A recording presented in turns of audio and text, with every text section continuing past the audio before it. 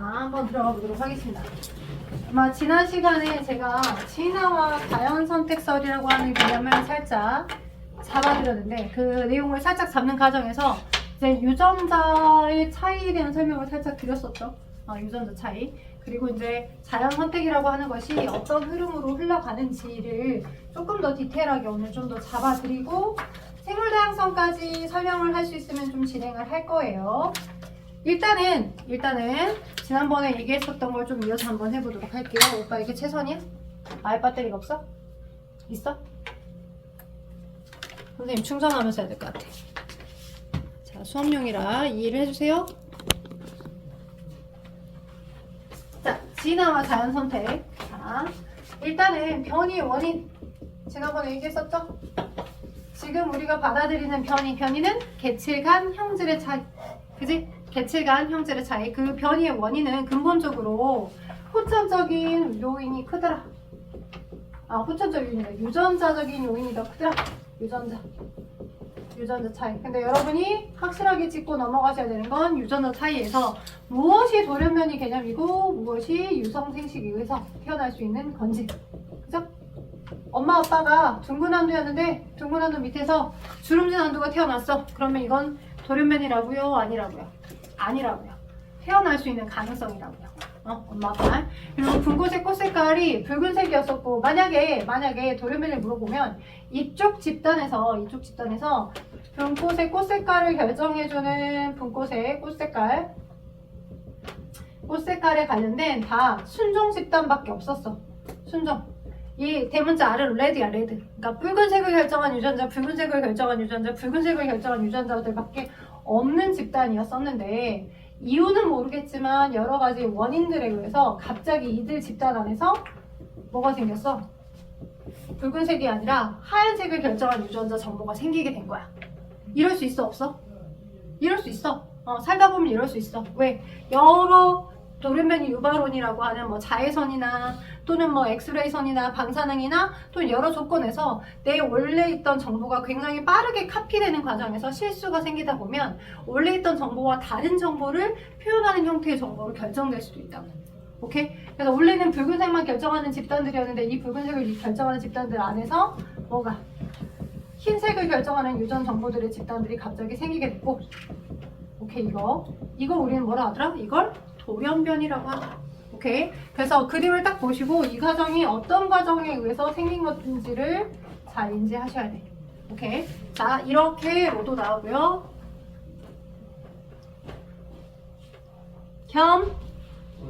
거기 아니야. 길을 헤매고 있어. 너무 오랜만에 왔어. 여기 아니면 여기밖에 자리가 없네, 오빠.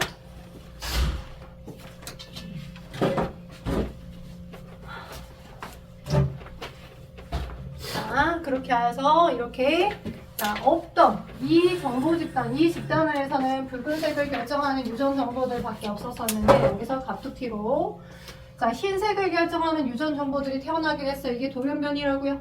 그쵸? 오케이? 자, 근데 이 돌연변이라고 하는 키워드들이 여러분이 생각하실 때 무조건 뭐 전반적으로 자손의 어떤 증식과 여러 가지 기타 등등에 되게 불합리하고 안 좋고 나쁘다라고 하는 인식을 갖고 있을 수 있는데 아니에요. 절대.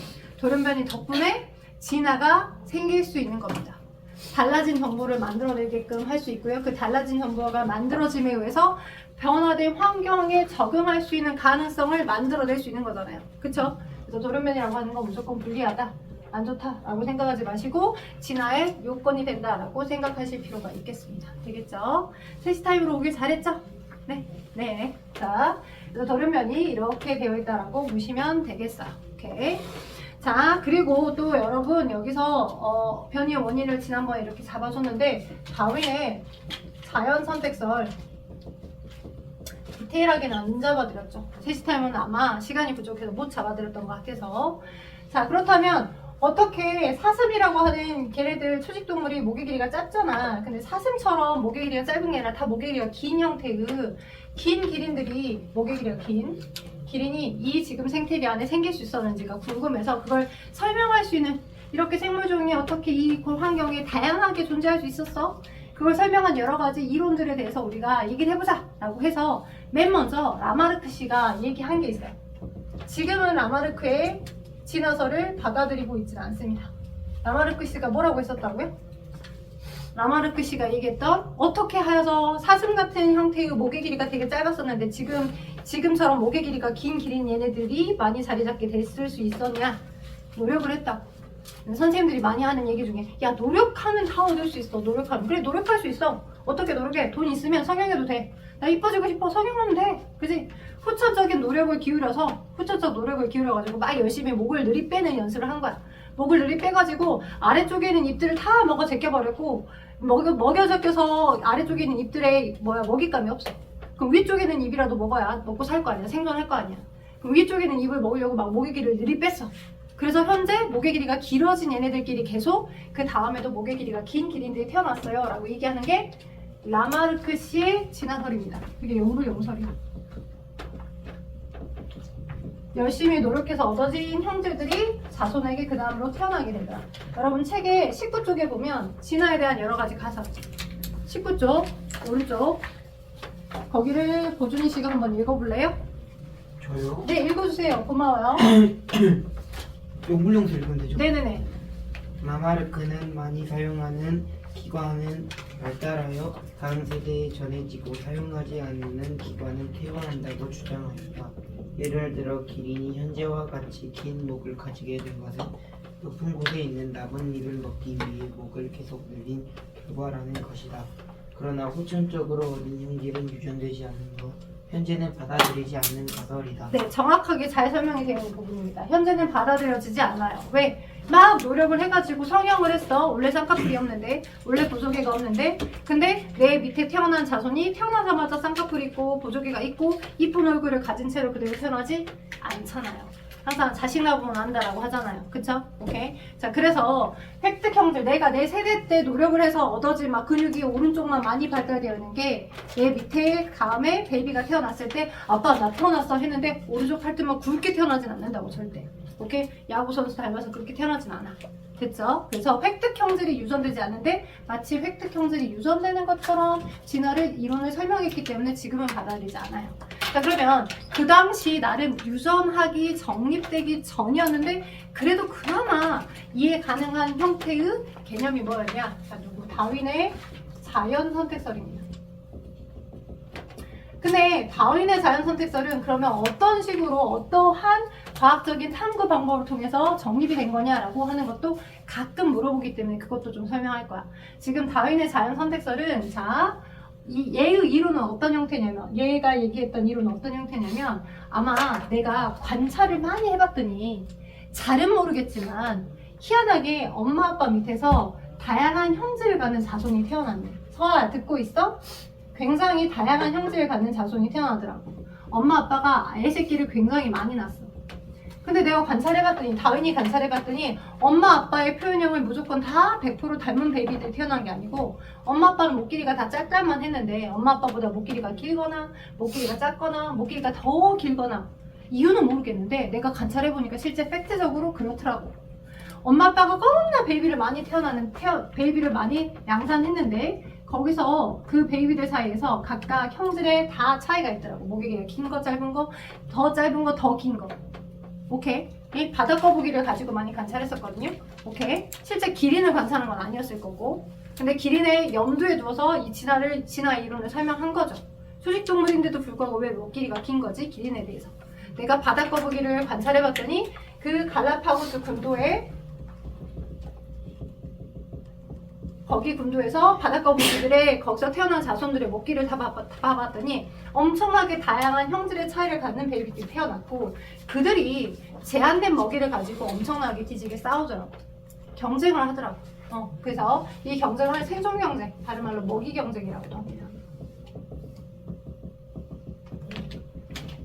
왜냐면 당연히 서식지가 제한되어 있고 얘네들이 막 부동산을 투기하는 것처럼 땅을 막 사서 여기까지 내 땅이니까 너네 꺼져 이러진 않는다고. 예? 제한된 공간은 제한돼. 거기서 이제 엄청 베비가 많이 태어나. 그러면 막 먹고 싸고 똥도 많이 누적이 될 거고 노폐물도 부족할 거고 먹이도 부족할 거고 라고 하는 그런 경쟁을 막 하게 돼. 그러면 그런 먹이 경쟁이랄지 공간의 경쟁을 하다가 거기서 생존이 가능한 유리한 형질을 가는 얘네들은 살아남을 거고 그 생존을 할 수 없는 약한 형질을 갖고 있는 얘네들은 도태가 되겠지. 예, 그래서 막 치이고 뭘 먹지도 못하고 먹이 경쟁에 참여하지도 못하고 점점 굶어 죽고 그래서 생존하지 못하고 죽게 돼버리면 살아남은 얘네들끼리는 계속 살아남아서 생식을 해서 또 베이비를 태어나게 할 거고, 그죠? 그래서 생존 경쟁을 하게 되고 그 중에서 유리한 형질, 그 환경에, 그 달라진 환경에 유리한 형질을 갖는 강한 형질을 갖는 얘네가 살아남고 계속 생식에 참여하게 된 결과 그런 생존에 유리한 형질을 갖는 아이들이 자연적으로 선택될 거다라고 얘기하게 된 거야. 자연 선택되더라 라고 하는 게 다윈의 자연 선택설입니다. 근데 자, 이 개념들을 그림을 바탕으로 해서 우리가 판단할 때 자, 라마르크랑 두 개를 비교해서 나오는 그림들이 고1 내신 문제에서 기본으로 나와요.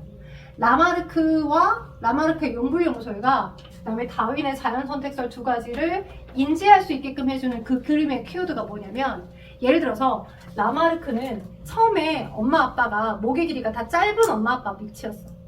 처음 그림이 기린인데 목 길이가 좀 짧은 기린이었대. 근데 위에 있는 높은 곳에 있는 입을 따먹으려고 목 길이를 막 늘리는 연습을 했대. 이런 그림이 나오면 너는 라마르크야. 오케이? 근데 처음에 그림에서 목 길이가 긴 놈, 짧은 놈, 아니면 다른 놈, 목 길이가 다 다양한 목의 길이를 갖는 기린이 처음 그림에서 여러 다양한 형질을 갖는 목 길이의 기린들이 있었다라고 나오면 그럼 너는 당연히 다윈의 자연 선택설이야. 원래부터 목이 짧았다는 걸 전제로 노력해서 목의 길이가 길어졌어요 라고 얘기하는 건 라마르크야. 오케이? 이유는 모르겠지만 목 길이가 다 다양한 베이비들이 다양하게 태어났어요. 그렇게 변이를 가진 애들이 태어난 다음에 먹이를 가지고 경쟁하다가 적자가 살아남았어요, 강자가 살아남았어요 라고 얘기하는 건 다윈의 자연 선택설 흐름이다 라고 인지를 꼭 하셨으면 좋겠어요. 그리고 여기서 추가로 더 해주고 싶은 말이 있는데 뭐가 있냐면, 여러분 책에는 안 나와 있는데 여러분의 교육과정에서 여러분은 지금 현재 통합형 교육과정 수능을 보는 세대로 바뀌었잖아요. 그래서 생명과학이든 화학이든 물리든 지구과학이든 과학을 탐구하는 방법에 대해서도 꼭 물어봅니다. 그 과학을 탐구하는 방법의 실험이 귀납적 탐구 방법과 가설 연역적 탐구 방법 두 가지가 있고, 여기 이 단원에서도 둘 중에 이 둘은 다 귀납적 방법으로 연구한 거니 아니면 가설 연역적 탐구 방법으로 연구한 거니 라고 물어보는 거 문제가 나와요. 과학의 탐구 방법은 두 가지가 있다고. 귀납적 탐구 방법, 가설 연역적 탐구 방법. 두 개의 방법은 뭘까? 가설 연역적 탐구 방법일까? 귀납적 탐구 방법일까? 두 가지를 설명을 해줄게요. 여러분 책에 안 나와 있는데 여러분이 단원이 들어갈 때 시험 문제에 간혹 언급되는 부분이다 보니까 설명을 해주려고 마음을 먹고 있었어요. 일단 탐구 방법 여러분 비어있는 공간에 아예 챕터를 쫙 뒤로 넘기면요, 빈 여백통이 한 장이 나오더라고요. 여러분 책 뒤쪽 보시면 그 빈 노트에다가 필요한 부분을 적으셔도 돼요. 이제 설명이 다 끝나고 간단한 것만 적어도 상관없고요. 빈 공간 맨 뒤쪽에 보면 있더라고, 빈 노트가. 과학의 탐구 방법은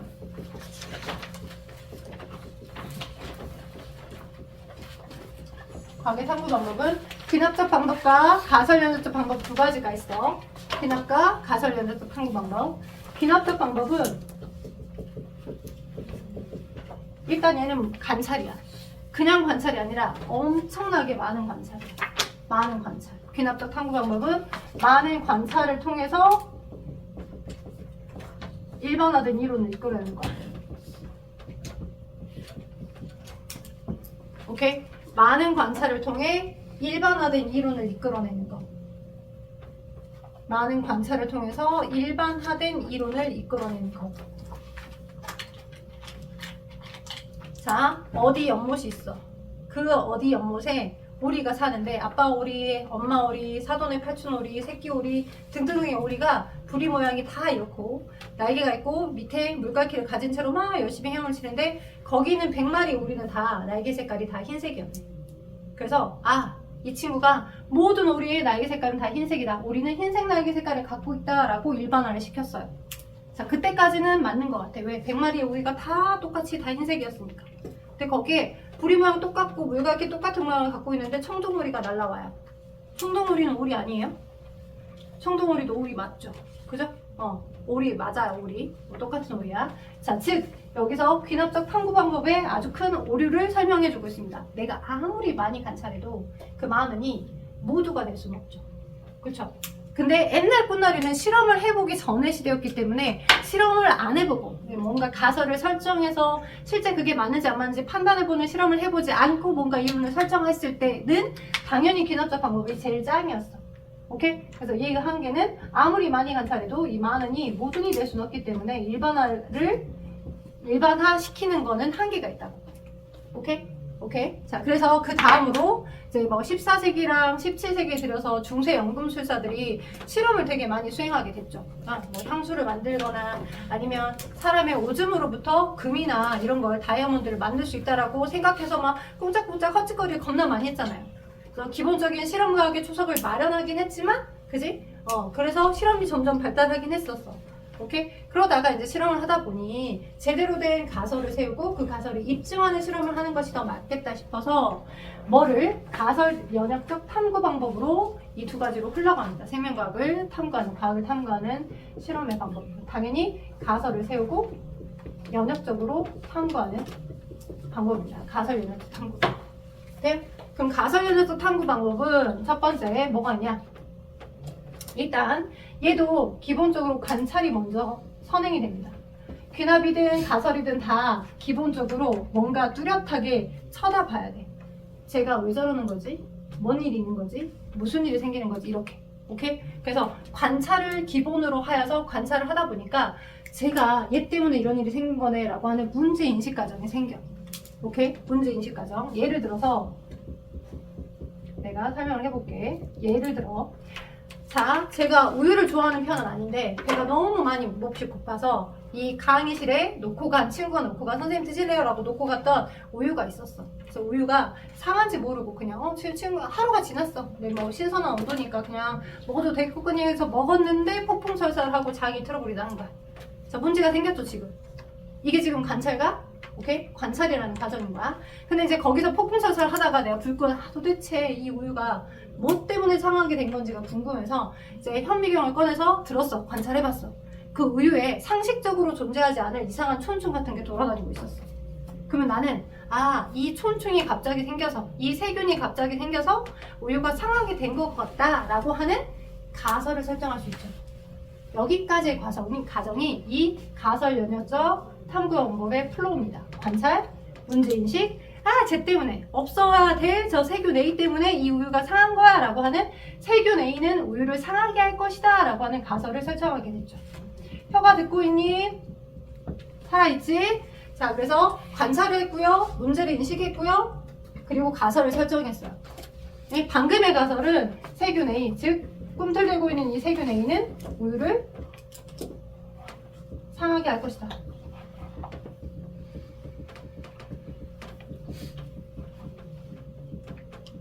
여기까지가 가설입니다. 그럼 가설을 설정하고 난 다음에 그걸로 끝이냐 그러잖아요. 가설을 설정했다면 그 가설이 진짜 맞는지 안 맞는지를 확인하는 과정을 해야 되고요. 그 확인하는 과정이 탐구, 수행 및 설계 단계입니다. 그 탐구, 설계 및 수행 단계에서 시험 문제가 정말 많이 나와요. 철수는 탐구, 설계 및 수행 단계에서 무엇을 잘못한 거냐? 철수가 이 가설에 안 맞게끔 실험을 제대로 뽑아내려면 무엇을 고쳐야 되겠니? 철수의 가설은 무엇이었니? 철수의 조작 변이는 뭐였니? 철수의 종속 변이는 무엇이었겠니? 실험을 설계하려면 제대로 뭘 고쳐야 되겠니? 라고 하는 형태들을 서술하시오 물어보는 경우들이 많이 나와요. 그래서 가설 설정한 다음에 그 다음 과정 탐구를 제대로 수행하고 설계하고 수행할 건데 오케이? 탐구를 설계하고 수행할 건데 이 과정에서 탐구 설계 및 수행하는 과정에서 여러분이 꼭 기억하셔야 되는 거 대조 실험과 변인 설정입니다. 대조 실험, 변인 설정.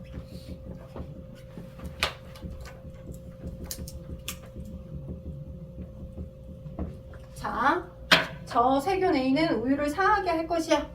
우유는 상하게 했을 거야. 세균 A 때문에 우유가 상했어. 라고 하는 걸 확인하기 위해서 나는 이렇게 실험을 했다라고 칩시다. 자, 제가 방금 여기 앞에 있는 편의점 GS25 아니면 세븐일레븐에서 우유를 하나 신선하게 사갖고 왔어요.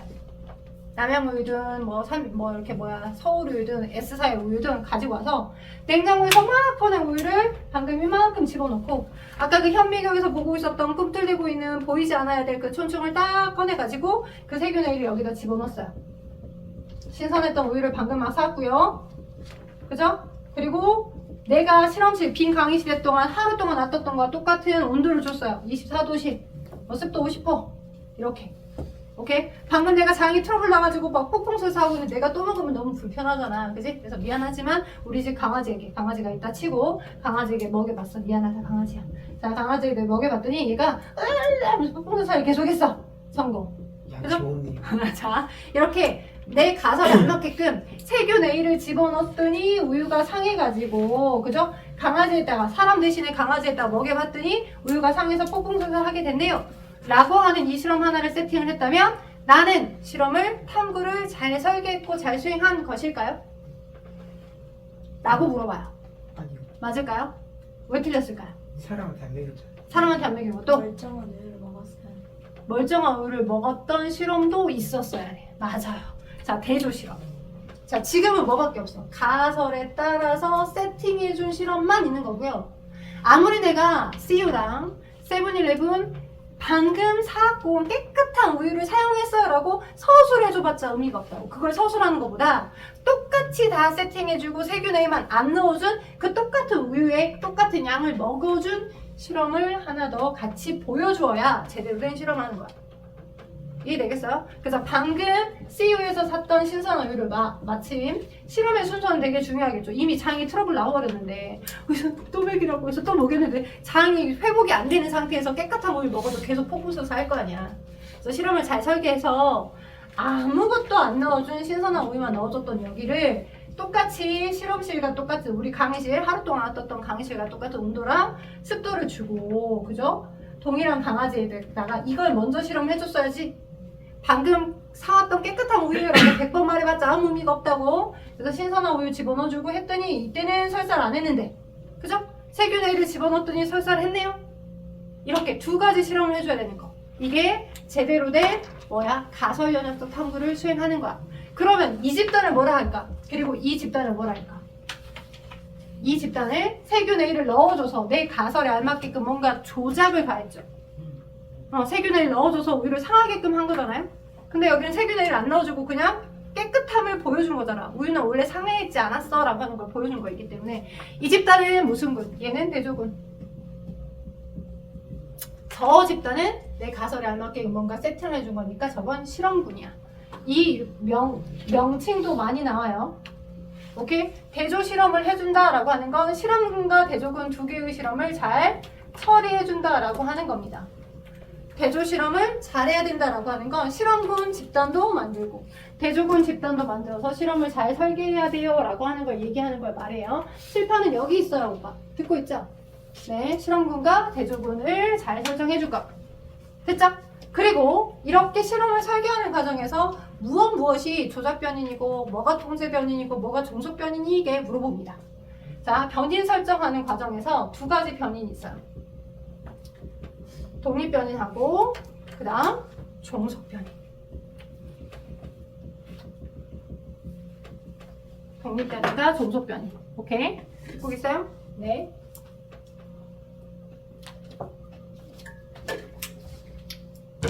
이 친구는 3분만 있다가 사라질 거예요.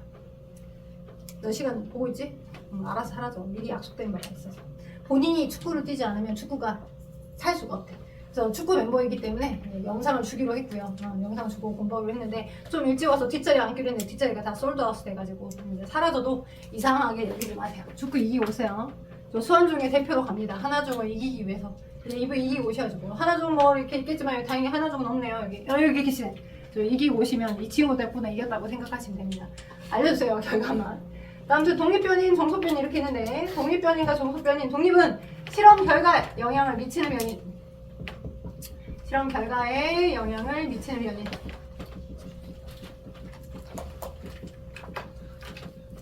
을 독립변이라고 해. 실험 결과에 영향을 주는 변인. 독립변인, 실험 결과에 영향을 주는 변인. 실험 결과에 영향을 주는 변인. 실험 결과에 영향을 주는 변인. 독립변인을 다시 두 가지 변인으로 나눠요. 독립변인은 독립을 조작변인과 통제로, 여기 위에다 써야 돼. 공간이 부족하니까. 독립변인은 다시 두 가지로 나눠집니다. 조작변인과 통제변인.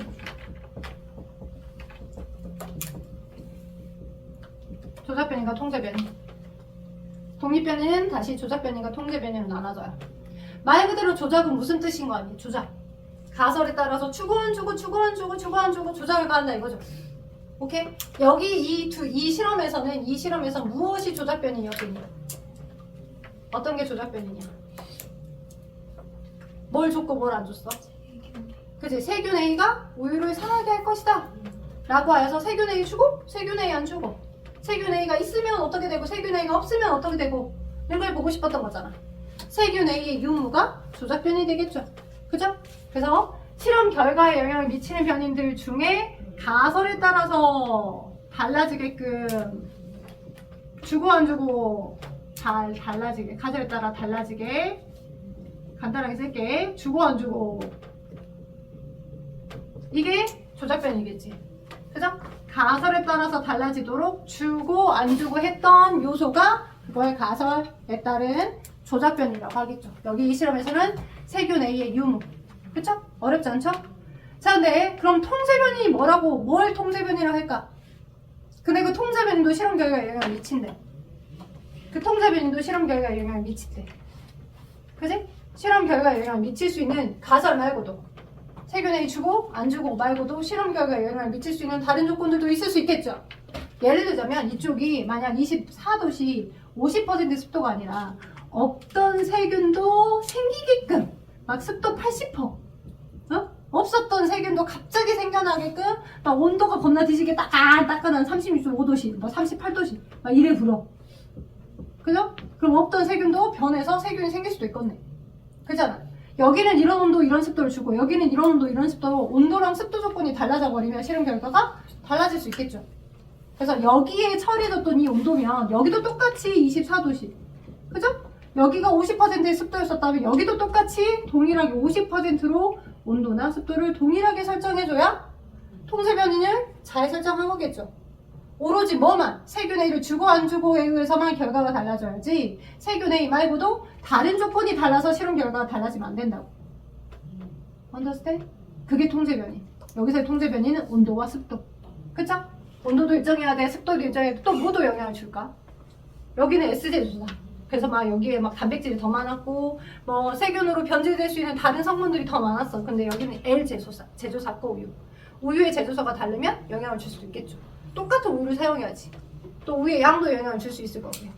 맞죠? 그래서 통제변인 요소들은 다양하게 여러 개가 있을 수 있어. 똑같게 설정해줘야 되는 조건들이니까. 여기서는 실험실의 온도나 실험실의 습도나, 그쵸? 온도나 습도, 그죠? 우유의 제조사, 우유의 양, 우유의 제조사, 그리고 우유의 양, 이런 것들이 통제변, 실험 결과에 영향을 줄 수 있어서 A 실험군과 대조군에서 똑같게 설정해줘야 되는 것들. 만약 여러 실험적인 것들, 요소들을 딱 국어적으로 배치를 시켜놓고 그 상황에서 여러분이 판단하셔서 답들을 셀렉팅을 하실 수 있어야 된다고. 무엇이 통제변이게, 무엇이 조작변이게. 돼요? 자, 라스트는 종속변이. 종속변이는 독립변인의 영향을 받는 변이냐. 오케이? 간단해. 독립변인의 영향을 받는 변이. 독립변인의 영향을 받는 변이. 쉽게 말하면 실험 결과값. 여기서의 실험 결과값은 뭐예요? 이 실험에서 실험 결과값은 뭡니까? 조금 더럽게 얘기하면 폭풍설사 여부고 세균 A에 의해서 우유가 상했는지 안 상했는지 이거죠. 우유의 상함 여부가 종속변이 되겠습니다. 자, 그래서 이렇게 다윈이 실험해줬다고 자연선택설을? 그런 건 아니라고. 그래서 다윈은 이 가설연합적 탐구 방법으로 자연선택설을 세팅한 거 아니고요. 다윈은 기납적 탐구 방법이었어요. 자, 잠깐 쉬었다가 이어서 할게요. 자, 오빠 빨리 퇴근해 보시고 영상 보내주면 잘 보세요.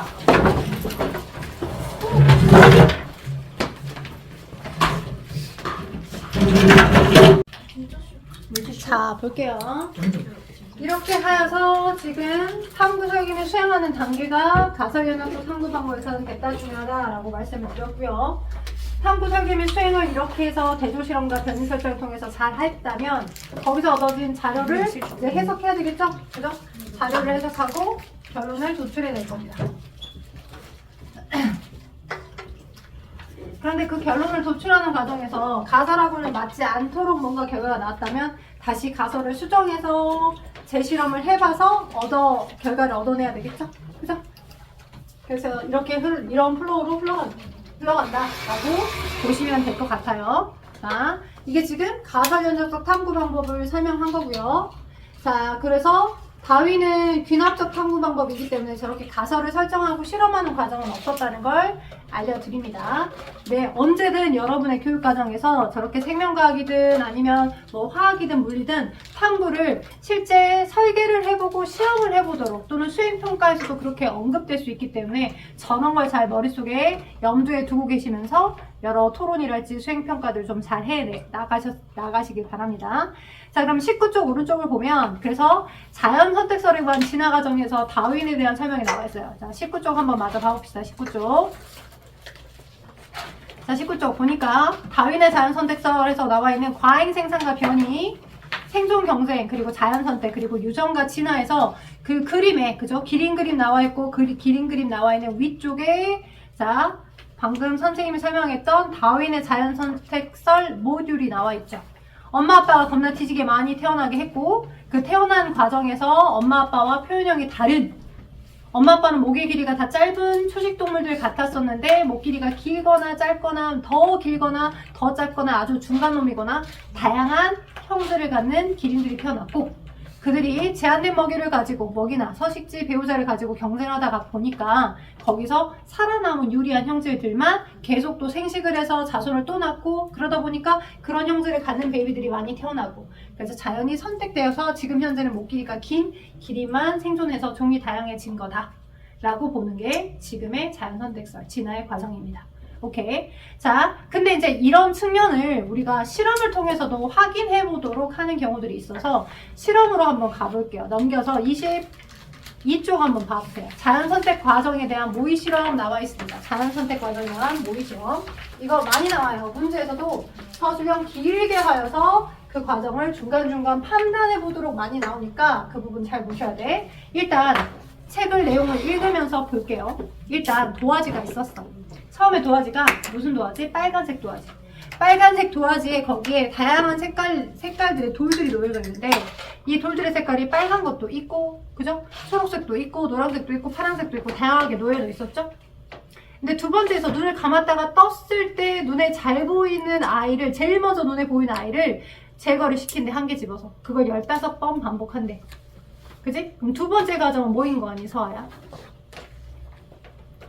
포식자의 눈에 띄어서 사라져 갈 수 있는 확률을 물어본 거죠. 그죠? 자, 빨간색 도화지가 깔려져 있는 플레이트 판인데 거기 빨간색 돌은 눈에 잘 안 띌 거라고. 그죠? 근데 뭐 흰색이랄지 또는 뭐 초록이랄지 노란 같은 거는 상대적으로 눈에 잘 띄겠죠. 그래서 포식자에 더 잘 먹히겠죠. 없어질 확률이 높겠죠. 그래서 그와 비슷한 실험들을 15번을 반복을 했고요. 다음 세 번째, 도화지에 현재 남아있는 돌들의 색깔 비율별로 그 똑같은 비율을 다시 거기에 추가로 더 집어넣는데. 오케이? 오케이? 그러면 그건 뭘 의미해? 이 3번 과정은 뭘 의미해? 남아있는 돌들끼리 그들끼리 계속 생식에 참여하여 똑같은 형질을 갖는 자손을 많이 태어나게 한다. 생식을 설명해주는 것과 똑같겠죠. 자손을 태어나게 하는 거. 되겠어요? 그래서 이걸 몇 번씩 반복을 했더니 아래 그 결과처럼 빨간색 도화지에서 실험을 했을 때 과자 색깔이 빨간 거, 과자 색깔이 주황인 거, 과자 색깔이 노란색인 거, 초록색인 거를 데이터를 비교해보면 생물은 물리보다 표를 분석하는 게 되게 수월해. 어떻게 수월하냐면 드라마틱하게 차이가 나는 거. 이것과 저것이 어떻게 크게 다른가, 그 부분만 중심적으로 좀 판단하거나 해석하려고 하면 돼. 그래서 거기 보니까 빨간색 도화지에 빨간색 색깔을 갖고 있는 건 이걸 3번의 실험을 반복했을 때 빨간색 도화지 위에 빨간색은 몇 개나 남아있어? 13개가 남아있어. 반복된 실험을 했을 때. 근데 빨간색 도화지 위에서 남아있는 과자의 색깔이 초록색인 경우는 몇 개만 남아있어? 표 봐봐. 진서야, 표를 봐봐. 너가 표를 가리고 있잖아. 자, 표를 보니까 초록색 돌은 몇 개가 남아있어? 2개밖에 안 남아있어. 그치? 초록색 돌은 2개밖에 안 남아있고 빨간색 돌은 13개나 남아있고요. 그 다음 도화지를 아예 바꿨어. 지금 도화지를 바꿨다는 건 환경이 바뀐 거야. 그치? 환경이 바뀌어서 지금 뭐 어떤 초록색 도화지 위에 그 위에 놓여져 있던 빨간색 색깔은 몇 번씩 반복했더니 2개밖에 안 남았고요. 초록색 도화지 위에서 초록색인 건 16개나 남았어요. 눈에 안 띈 거죠. 포시자의 눈에.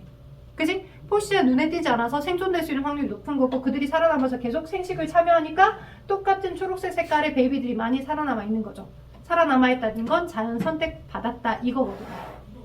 자, 그렇다면 오른쪽 확인 문제 1번과 2번과 3번 있습니다. 제가 시간 드릴 테니까 그 1번, 2번, 3번 내용이 길어 보이는 걸 여러분이 스스로 5분 이내에 풀어주세요. 여기요. 네, 23쪽이요. 23쪽 풀어주세요. 그거 해주셔야 돼, 그거.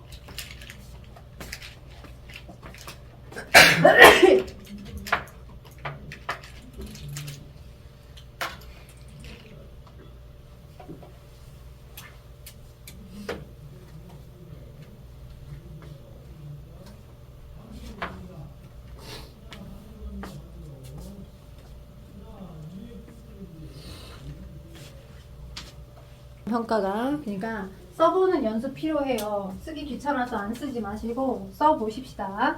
일단 답 한번 확인해 볼게요. 1번에 자 23쪽 과자의 색깔이 각기 다른 것은 변이로 비유할 수 있다. 그죠? 과자 색깔이 초록색, 빨간색, 뭐 노란색 다양하게 있는 건 변이죠.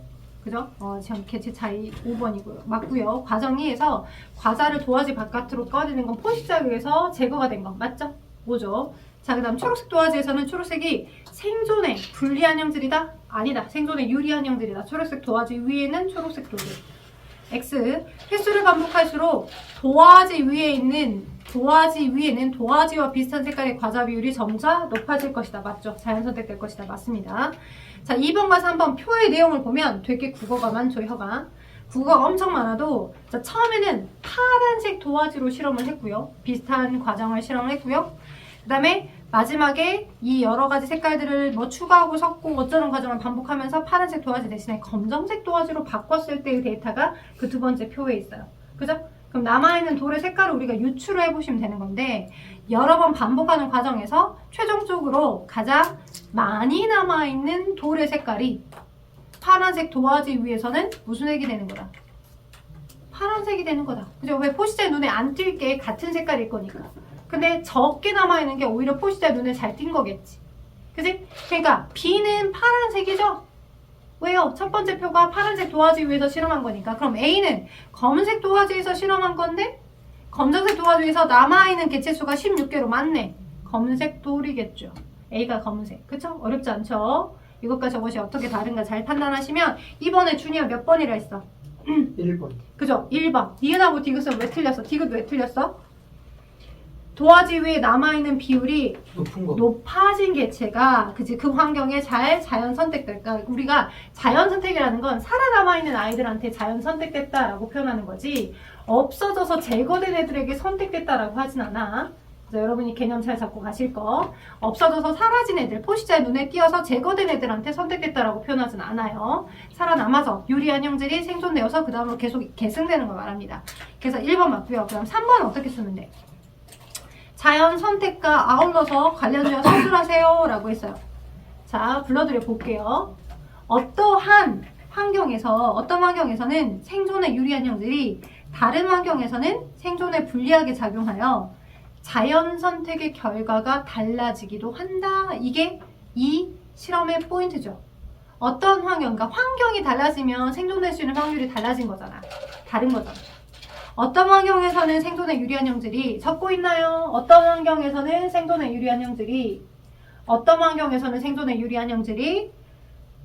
다른 환경에서는 생존에 불리하여 다른 환경에서는 생존에 불리하게 작용하여 다른 환경에서는 생존에 불리하게 작용하여 자연 선택 결과가 달라지기도 한다. 이게 포인트죠. 어떤 환경에서는 생존에 유리한 형질이 어떤 환경에서는 생존에 불리하게 작용하여 자연 선택의 결과가 달라지게 된다. 달라지게 될 수 있다. 달라져서 달라지게 나타난다. 이걸 볼 수 있는 현상이 맨체스터 지방의 공업 암화 현상입니다.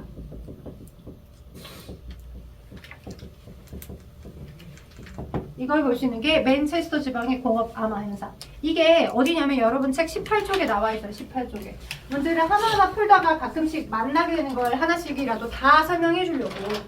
18쪽 오른편에 보시게 되면 자, 공업 암화라고 간단하게 나와 있기도 하고 환경에 따른 자연 선택에 나방의 자연 선택 나와 있는데 문제를 만날 때 영국의 맨체스터 지방의 산업혁명 이전과 이후를 비교한 문제들이 많이 나와. 산업혁명 이전과 이후를 비교한 문제들. 산업혁명 이전과 이후. 산업혁명이라는 건 공장이 많이 생기고 뭔가 제조업이 많이 활발해지면서 뭐 노동이랄지 이런 것들을 많이 공급해주면서 사회가 빨리 발전하게 된 거죠. 경제적으로. 그지? 그래서 산업혁명 이전은 자 가로수, 조경수에 가로수 알죠? 여러분 그 주변에 도시나 뭐 여기 등등등에 돌아다니는 그 가로수 등등등에 자 큰 나무들 그 도시를 지키는 큰 나무들이 있었는데 그 큰 나무들에 같이 공존을 하고 있는 지으류라고 하는 조류와 균류의 공생체라는 게 있어. 근데 걔는 여러분이 생물에서 기억하실 건 지으류는 대기 오염의 지표 생물이야. 대기가 이산화황으로 많이 오염되게 되면 이 이산화황의 농도에 되게 센서티브하여서 시커멓게 타서 죽어. 근데 대기가 되게 이산화황의 농도가 낮고 프레시하고 깨끗하다라고 하면 하얀색 색깔을 띠면서 이 큰 나무의 고목에 잘 머물러 있어. 고목에 머물러 있으면서 생존을 하게 해. 그래서 지유류는 자 대기 오염의 지표 생물인데 자 생각만 해도 화석연료를 많이 태우면 태울수록 이산화황이 많아져요. 그러니까 이산화황의 대기 중에 이산화황이 높으면 높을수록 대기가 많이 오염이 돼 가는 거겠죠. 그래서 산업혁명 이전에는요, 이 지유류에 보호색을 띠면서 살아가는 나방이 있는데 그 나방의 개체수가 흰색 나방도 있고 검은색 색깔의 나방도 있는데 그들의 개체수의 빈도가 흰 나방의 개체수가 검은색 나방의 개체수보다 훨씬 더 많았어. 근데 오히려 산업혁명 산업혁명 이후에 똑같은 형태의 그 나방, 동일한 생물 종이었는데 흰 나방보다 검은색 나방의 개체수가 훨씬 더 많아졌게 됐네. 흰색 색깔의 나방들보다 검은색 색깔을 가지고 있는 나방의 개체수가 훨씬 더 많아지게 됐어. 산업혁명 이후에는. 우리가 대충 예상할 수 있겠죠. 어떻게 예상할 수 있을까? 산업혁명 이후에는 여기 지유류가 있고 지유류가 있고 지유류가 있는데 얘가 다 뒤졌어. 공사를 치르고 있어요. 밖에 나가서. 네. 자, 그래서 너무 대기가 많이 오염돼 버려서 이 끼어 있었던 지유류 자체가 다 뒤져버린 거야. 시커멓게. 오케이? 다 죽어서 검은색 색깔을 띠고 있는 상태처럼이 남아있는 상태에 거기에 이제 나름 보호를 받으면서 눈에 덜 띄게 하려고 하는데 갑자기 내가 흰색 색깔을 띠고 있는데 뭐 이렇게 옷을 입어서 검은색 색깔을 띠게 한다거나 그럴 수도 없잖아. 나방이. 내가 원래 갖고 있는 유전 정보가 흰색 색깔을 띠고 있는 색깔이었는데 그지? 하루아침에 얘를 검은색 색깔이 되게끔 바꿀 수는 없는 거잖아. 스위치 끼듯이 하는 건 아니니까. 그지? 그래서 그냥 원래 살고 있다가 얘가 되게 오염돼서 이 지유류가 죽었는지 모르고 있는 상태에 그냥 똑같이 그냥 지유류인갑다 하고서 붙어 있었는데 흰 나방이 있고 검은 나방이 있고 흰 나방이 있고 검은 나방이 있으면 누가 눈에 더 잘 띄어? 포식자한테. 그지? 검은색은 검은색 눈에 안 띄고 흰색은 눈에 확 띄어서 내 먹잇감이다 하고 먹어서 얘가 제거되고 없어졌을 거 아니야. 오케이? 그래서 자연 선택을 정말 잘 설명해주는 과정이 이거죠. 왜? 환경이 달라지면 그 달라진 환경에 생존이 가능한, 생존이 유리한 형태들이 다 다를 수 있기 때문에 그 케이스 바이 케이스, 케바케에 따라서 이제 자연 선택받는 정도들이 다 다르다 이거죠. 그래서 산업혁명 이후에는 검은색 나방의 개체수가 훨씬 더 자연 선택이 더 잘 되었고 왜? 포식자 눈에 안 튀니까. 그지? 근데 이전에는 흰색 나방이 포식자 눈에 훨씬 더 잘 튀어서 흰 나방의 개체수는 더 적고 검은색 나방의 개체수가 훨씬 흰 나방의 개체수가 훨씬 더 왜 헷갈리냐, 그지? 헷갈릴 게 아닌데. 자, 흰 나방이 눈에 더 잘 안 띄고, 그죠? 검은색 나방이 눈에 더 잘 띄니까 검은색 나방의 개체수가 훨씬 더 적겠구나. 산업혁명 이전에는, 그죠? 오케이? 네, 오케이. 포식자 눈에 사로잡혀서 없어져 버린 게 검은색. 오히려 자연 선택은 흰색이 더 유리했죠. 산업혁명 이전에는 자연 선택되었던 게 흰색. 이런 식으로 여러분이 거기를 보고 넘어가시면 됩니다. 어디 나와 있어요? 18쪽 아래쪽에 나와 있어요. 나무줄기가 밝은색의 지유류로 덮어 있을 때는 흰색 나박이 검은색 나박보다 포시제 눈에 잘 띄지 않아. 흰색 나박의 개체수가 더 많았다. 그죠? 근데 그러나 지유류가 사라져서 죽고 나무줄기가 어두운 부분이 그대로 나타나게 되면 검은색 나방이 흰색 나방보다 포시제 눈에 더 잘 띄지 않아서 검은색 나방의 개체수가 더 많아지더라. 이게 공업 암화 현상입니다. 맨체스터 지방에서 나타났던. 기억해 두시면 되고요. 이것도 자연선택설과 관련이 있고요. 19쪽에는 1번과 2번 제가 답을 다 불러드렸나요? 1, 2번이 숙제였죠? 아닌가요? 아니었었어요? 자, 그러면 19쪽에는 1번, 2번 한번 같이 지금 여러분 한번 풀어줘봐요. 19쪽 풀어왔어요? 아, 그래요? 자, 19쪽에 1시 반 타임하고 3시 타임 숙제가 달랐어. 자, 1시 반 타임 조금 더 많이 나왔어, 그날. 자, 일단 1번 하면서 같이 해버리게. 같은 종의 개체사에서 나타나는 형질의 차이를 우린 그걸 변이라고 해. 맞죠? 그리고 주로 개체가 가진 유전자의 차이로 이런 변이가 나타나. 유전자, 개체마다 가지고 있는 유전 정보의 차이겠죠. 두 번째, 환경에 적응하기 유리한 형질을 가진 개체가 그렇지 않은 개체에 비해서 더 잘 살아남아 자손을 남기는 과정을 4글자, 자연선택이라고 합니다. 이 자연선택이 오랫동안 되다 보면 아예 처음 가는 다른 종으로 종이 분화될 수도 있겠죠. 이렇게 진화는 오랜 시간에 걸쳐 여러 세대를 거치면서 생물이 변하는 현상을 진화라고 합니다. 두 번째, 자연선택에 대한 설명에서 OX 물어봤습니다. 생물은 주어진 환경에서 살아남을 수 있는 수만큼만 자손을 낳는다? 전혀 그렇지 않아요. 오케이? 네, 그래서 생물은 아주 많은 자손을 낳아요. 보통의 경우에 과잉의 생산. 우리 인간으로만 생각하시면 안 돼요. 인간 요즘 우리 한국 지금 난리 났잖아요. 그 출생률이 지금 0.6 정도로 돼가고 있죠. 자, 아무튼 전체적으로 생물은 수를 그냥 이렇게 그냥 일단 다 낳고 봐야. 일단 다 낳고 보는 형태니까 살아남을 수 있는 수의 자손만 남기는 건 아닙니다. X. 같은 종의 개체들 사이에서 변이가 있어서 개체마다 환경에 적응하는 능력이 다 다르다. 맞다. O. 같은 종의 개체들 사이에서 먹이와 서식지 배우자들로 생존 경쟁을 하더라. 맞다. O. 자, 자연선택설에 따르면 과잉생산과 변이, 이 순서는 외우셔야 돼요. 과잉생산과 변이, 생존 경쟁, 자연선택, 그리고 유전과 진화의 과정을 반복합니다. 네, 순서가 바뀌었죠? 그죠? 생존 경쟁을 먼저 하고 자연선택되어서 유전과 진화가 되는 거니까 X입니다. 자, 넘겨보세요. 20쪽. 그래서 거기 보면 거기 갈라파고스 군도에 핀치의 종이 다양해지는 까닥해서 나와 있는데 그것 또한 자연선택설로 설명할 수 있어요. 뒤에 문제를 풀다 보면 만나거든요. 자, 이것도 획득 형질의 유전과 막 믹스해서 문제들이 막 나와, 보기에서. 그러니까 그 보기를 잘 판단할 수 있게끔 하려면 국어적인 역량이 좀 중요한데 이 갈라파고스 군도의 핀치 종이 되게 다양해질 수 있었던 이유는 먹이 조건에 따라서 거기에 생존에 유리했던 얘네들만 선택적으로 살아남아서 그 섬에는 그런 부리 모양을 가지고 있는 애들이 많게 된 거야. 뭔 말이냐? 중1 때 배웠을걸? 이 중1 때 있어요. 중1 때 있는 내용이에요. 중학교 1학년 때. 갈라파고스 군도니까 섬들이 다양하게 있어요. 근데 여기는 그 핀치들이 먹을 수 있는 게 선인장들밖에 없고요. 여기는 나무에 이렇게 나무에 이제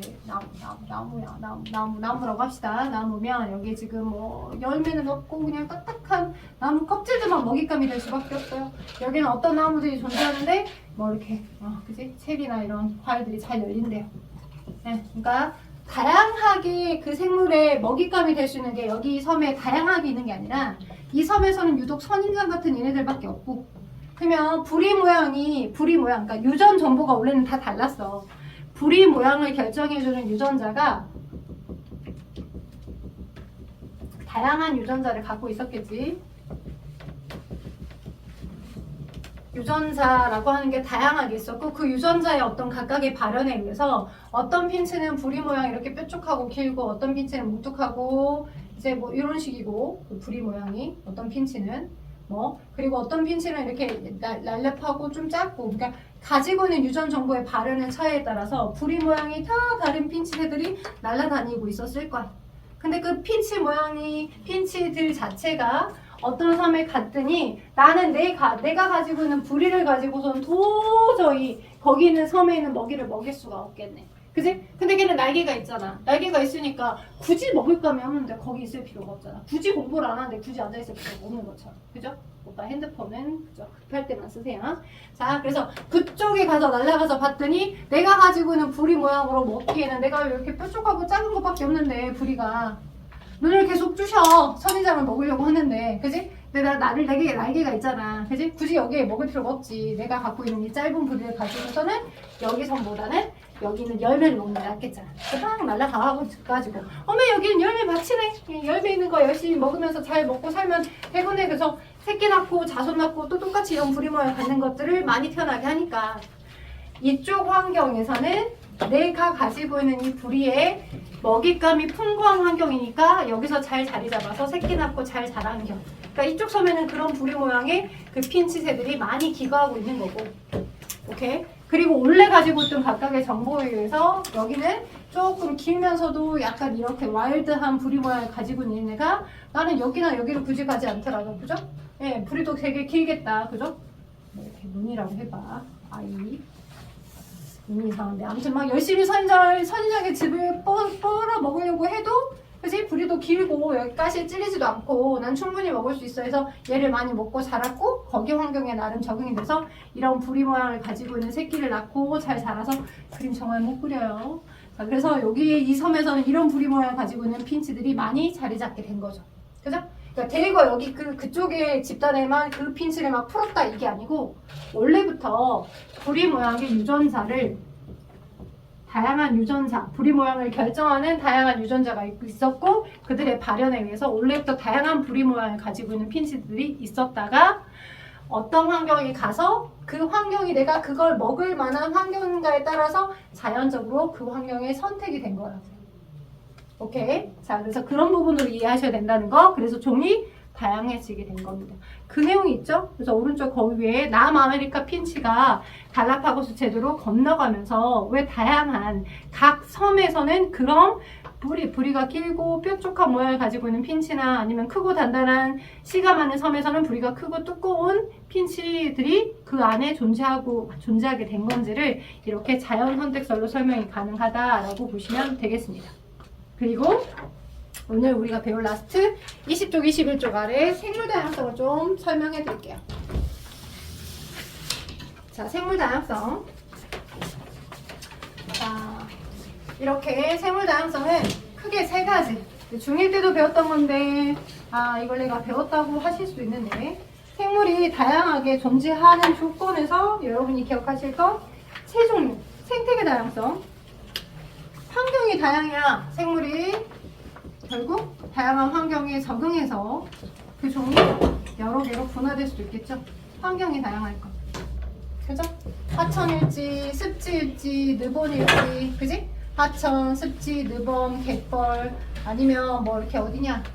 저기 뭐 바다, 저기 해저, 어디든 다양한 환경이 존재해야 생물 다양성이 높다라고 판단할 수 있어요. 그럼 환경만 다양하면 끝이냐? 그러진 않죠. 그 환경 안에 자 여러 종들, 그죠? 뭐 토끼도 여러 토끼들, 뭐 집신벌레도 애기 집신벌레, 그냥 집신벌레 여러, 뭐 아메바도 여러 종류의 종을 가지고 있는 아메바, 식물도 여러 종을 갖고 있어야 되는 것처럼 종이 다양해야 생물 다양성이 높다라고 볼 수 있어. 결국 종이 다양해야, 그죠? 어떻게 보면 먹이 사슬이 복잡해지면서, 그죠? 그 생태계가 오랫동안 유지될 수 있으니까 서로 영향을 주거니 받거니 하는 상황이겠죠. 그 다음에 그렇고 그 다양한 그러니까 환경이라고 하는 건 우리가 어떻게 그냥 확정값으로 고정값으로 계속 유지할 수도 없잖아. 환경은 언제든 달라질 수 있잖아. 그지? 왜? 기후 조건이 달라지면서 원래는 거기가 가물지 않았는데 굉장히 비가 많이 오는 지역으로, 예? 가물었던 곳인데 굉장히 비가 많이 오는 지역으로 바뀔 수도 있는 거니까. 기후 조건이 항상 달라지니까.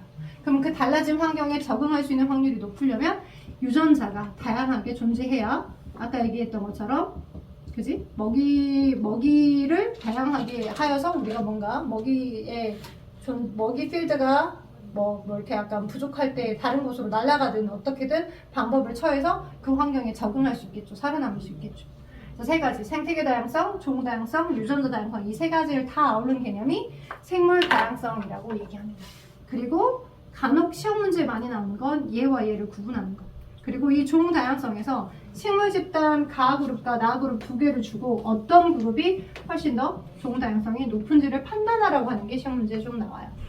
자, 여러분 책 거기 20쪽 아래 보면 총다양성 그림이 나와 있어요. 빨리 들어오나? 총다양성 그림이 가그룹과 나그룹 두 개가 나와 있죠. 자, 둘 다 가집단과 나집단 둘 다 집단이 가집단, 나집단 두 집단이 모두 다 총 개체수는 20개로 똑같아요. 식물의 나무의 총 개체수가 20개, 너도 총 개체수가 20개로 다 똑같습니다. 오케이? 똑같은데 총다양성은 누가 훨씬 더 높냐면 가 집단, 가 군집보다 나 집단이 총다양성이 훨씬 좋아요. 왜일까요? 왜일까요? 가보다 나가 종다양성이 더 높아요. 지금 그려져 있는 건 아무것도 없죠. 여러분 책에만 나와 있는 거니까. 가나들 중에 나 집단이 종다양성이 더 높습니다. 왜 때문일까? 가는 네, 동글동글한 게 몰려 있어요. 맞아요. 가는 동글동글한 종 A가 즉 종수와 자 종수를 보는 건 종의 풍부도 그리고 균등도 두 개를 다 고려하여서 둘 다가 좋아야 종다양성이 높다라고 보는 거야. 종다양성을 평가하는 건 풍부도와 균등도 둘 다가 좋아야 돼. 오케이? 풍부도라고 하는 건 종의 수야. 여기서 보니까 맞는 거 지금 우리셨네. 여기서 보니까 여기 A라는 종, B라는 종, C라는 종, D라는 종 네 종이 다 존재하죠. 이 집단에 A종, B종, C종, D종 4개의 생물종이 다 존재하고요. 여기도 똑같이 A라는 동글동글한 나무, 뾰족뾰족한 나무, 그죠? 뾰족하다만 나무 총 4개의 생물종이 다 존재해요. 그죠? A, B, C, D 4종, 여기도 A, B, C, D 4종 4개 종, 4개 종이 둘 다 존재하기 때문에 둘 다 똑같기 때문에 풍부도는 둘 다 쌤쌤이에요. 종수가 똑같아서. 만약에 여기와 여기 둘 중에 종수가 여기가 하나가 더 빠져있는 3개의 종수밖에 없다. 그러면 당연히 종다양성은 여기가 높아요. 종수가 훨씬 많으니까. 오케이? 근데 여기는 종수가 둘 다 4개로 4개의 종으로 쌤쌤이었고 근데 이 가집단이 하나의 종만 겁나 뒤지게 많이 우정을 하고 있죠. 근데 여기는 얘도 4개, 뭐 얘도 얘 4개 거의 비슷비슷해. 예? 고르기가 거의 비슷비슷해. 오케이? 고르기가 거의 비슷비슷한 형태라고 한다면 훨씬 더 균등도가 고루고루하게 존재하고 있는 집단이 종다양성이 더 좋은 거예요. 오케이? 종균등도와 종다양성 둘 다 종다양성이라는 개념은 풍부도와 균등도 둘 다를 고려한 개념이기 때문에 누가 나 집단이 종다양성이 더 좋더라 라고 보셔야 된다는 거. 자, 생물 다양성의 여러 가지 보존의 필요성. 당연히 생물 다양성을 유지를 시키려고 하는 노력은 왜 필요하냐면 그냥 우리가 뭐 생태계의 이론이니까 생태계를 지켜야 되니까 라고 그냥 피상적으로 설명할 수 있지만 궁극적으로는 우리가 먹고 살라고요. 왜? 우리는 굉장히 오랜 시간 전부터 생물로부터 많은 자원을 얻고 살았어. 그치? 문익점시. 예전에 그 별에서 온 그대인가 그거 볼 때 그 여러분 별에서 온 그대를 본 적이 있냐 드라마를? 아 있어요. 다행이네. 거기 그 천송이 씨가 그죠? 너무 이제 백치미가 흘러넘쳐서 그죠? 모카 커피를 하나 사가지고 그죠? 매니저한테 사오라 해서 문익점식 땡큐 이렇게 했던 거 기억나죠? 그죠? 문익점 땡큐. 그 모카가 그 모카가 아닌데 그지? 노래 이게 음절이 비슷하다고 해서 그 모카는 모카 커피의 모카가 아니라 여기서의 모카는 그죠? 솜 그죠? 우리가 그 솜 덕분에 따뜻하게 겨울을 알 수 있었잖아요. 그 식물로부터 재배돼서 나온 거잖아. 그지? 그렇게 아주 오랜 시간 전부터 의류를 얻든 아니면 뭐 옥수수나 그지? 고구마나 그지? 먹잇감을 얻든 그지? 벼나 이런 것들 등등등 생물 자원으로 우리가 사용할 수 있잖아. 지금은 생물로부터 의약품도 많이 얻어. 그지? 현재는 연구가 되지 않았지만 미래에 몰라 뭐 이렇게 뭐 난임 치료 아니면 뭐 여러 가지 뭐 이렇게 뭐 비아그라 뭐 이런 거 들어봤잖아. 그지? 뭐 이런 여러 가지 의학적인 물품들이 그지? 식물로부터도 또는 여러 가지 지금 아주 하등하게 대우받는 뭐 이렇게 잡초나 그냥 이 애벌레와 그 벌레와 같은 거에 있는 유전자 정보로부터 확보해서 연구가 될 수도 있는 거라고. 그래서 결국 생물 자원의 확보를 위해서 우리는 생물 다양성이 유지가 되게끔 노력할 필요도 있어. 결국 우리의 생존과 연결이 있는 거야. 오케이? 그래서 생물 자원의 이제 다양성을 보존하기 위한 여러 가지 필요성. 오른쪽 봐봐. 21쪽. 그래서 생물 다양성을 감소시키는 여러 원인이 있어. 그지? 우리가 그냥 무분별하게 개발을 해서 하나의 생태계를 다 엎어버리면 그 생태계에 존재하는 많은 종이 사라져 버릴 거니까. 그래서 서식지 파괴나 단편화가 생물 다양성을 감소시키는 큰 원인이야. 아직 안 끝났는데 정리 올렸죠? 자, 그리고 또 불법 포획이랄지 남획 좋지 않겠죠? 그죠? 종 다양성이 감소가 될 거니까. 또는 이거는 우리가 아주 국제적으로 굉장히 노력을 해야 돼. 환경 오염이랄지 기후 변화. 그래서 굉장히 예측 못한 뭐 해일이나 태풍이나 이런 것들이 와서 큰 영향을 미치고 있잖아요. 그죠? 풍수와 뭐 이렇게 여러 가지 자연재해 때문에 사람들도 많이 죽고 해버리니까. 일단 외래 생물의 유입 있죠. 그죠? 외래 생물이 유입되었을 때 거기 외래 생물 종들 여기 나와 있는데 기억 동그라미 쳐놔. 가시바, 뉴트리아, 그 다음에 크니베스, 블루길. 그지? 그 표에 나와 있는 거 종류에서도 나오니까 동그라미 쳐놔.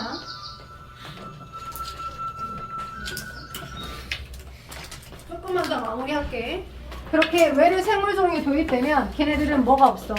천적이 없어. 그래서 우리 몸에 우리의 그 자연 생태계를 무너뜨려 버려. 천적이 없이 그냥 모든 상위 영역 단계에 다 머물러 버리니까 하나의 생태계를 다 파괴시켜 버릴 수도 있어. 걔네가 자이언트 달팽이 같은 경우가 어디까지 먹을지 몰라.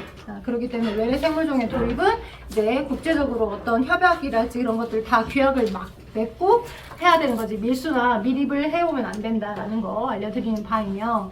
자, 다양성 보존을 위한 여러 가지 노력, 상식적인 부분, 사회과학 탐구적인 부분이니까 읽어보고 문제 풀어볼 수 있겠죠? 그래서 숙제를 내드려 보면 21쪽에서부터 27쪽은 저랑 와서 같이 풀게요. 그러니까 26쪽까지요. 21부터 26쪽까지 복습하셔서 문제 좀 잘 풀어오세요. 여기까지 퇴근하십시다.